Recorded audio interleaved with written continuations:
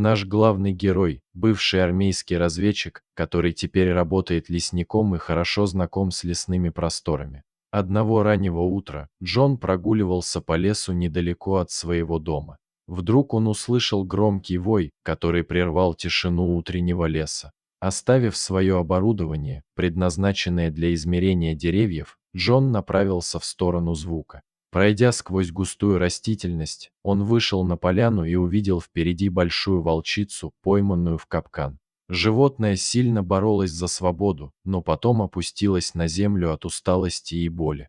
Осознав, что волчица истощена и почти потеряла надежду на спасение, Джон решил помочь. Однако, приблизившись, он заметил, что волчица беременна или недавно родила, так как ее вымя было наполнено молоком.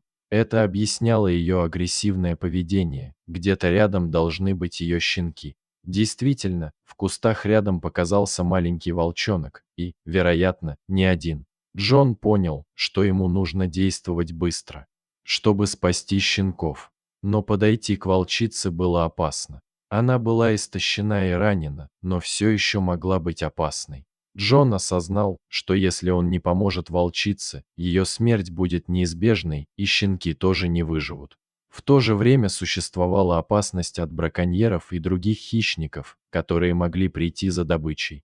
Джон осознавал, что каждая минута жизненно важна. Он решил не отступать и помочь этой истощенной волчице. В прошлом, проходя сложные испытания в армии, он научился не сдаваться перед трудностями. Теперь он был полон решимости спасти жизнь этого животного. Он аккуратно подошел к волчице и осторожно прикоснулся к ее зажатой лапе. К удивлению Джона, волчица не проявила агрессии. Она была слишком истощена. В этот момент Джон понял, что это его шанс. Он защитил свою руку курткой и принялся освобождать лапу волчицы из капкана, который застрял.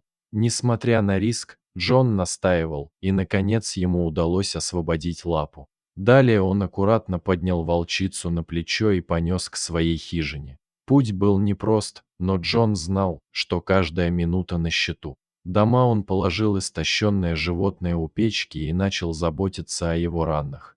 Благодаря своим навыкам первой медицинской помощи, полученным в армии, он смог оказать волчице необходимую помощь. Его забота и умелые действия позволили спасти лапу и, возможно, жизнь волчицы. Постепенно волчица начала оживать, и Джон понял, что теперь она в безопасности.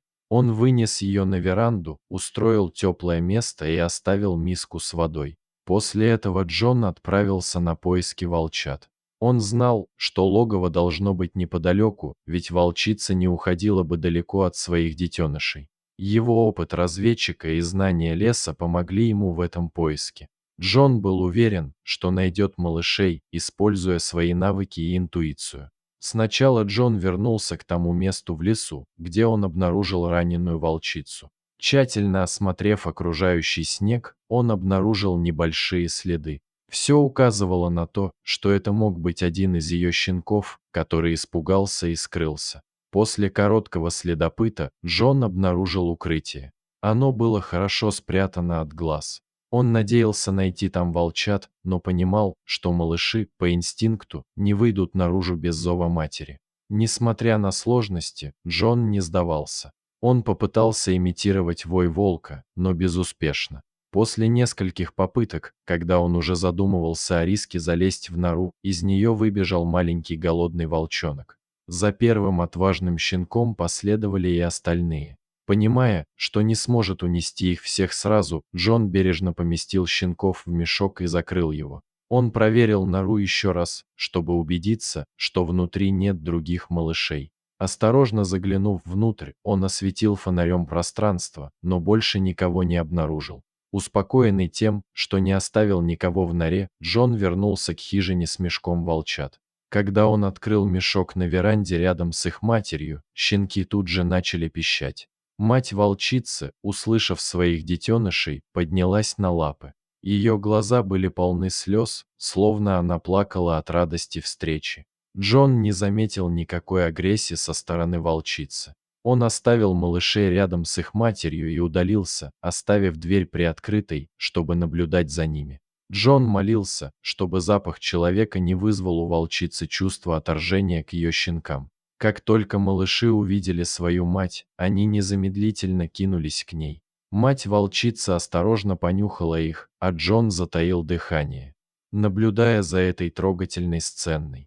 Ее признание было очевидным. Искатель приключений, знакомый с дикой природой, не мог сдержать слез, когда увидел, как волчица начала облизывать своих детенышей. Она улеглась, и маленькие волки с радостью начали пить ее молоко. Волчица провела некоторое время с Джоном, и ее здоровье улучшалось с каждым днем. Мужчина регулярно принес ей мясо и сменял воду, при этом оставлял дверь открытой. Скоро волчица смогла подняться на ноги и даже ходить, хоть и хромая. Через несколько дней, одним утром, она громко вызвала своих детенышей, и вся семья последовала за ней.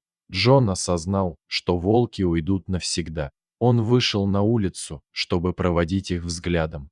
Волчица остановилась на расстоянии 20 метров и обернулась.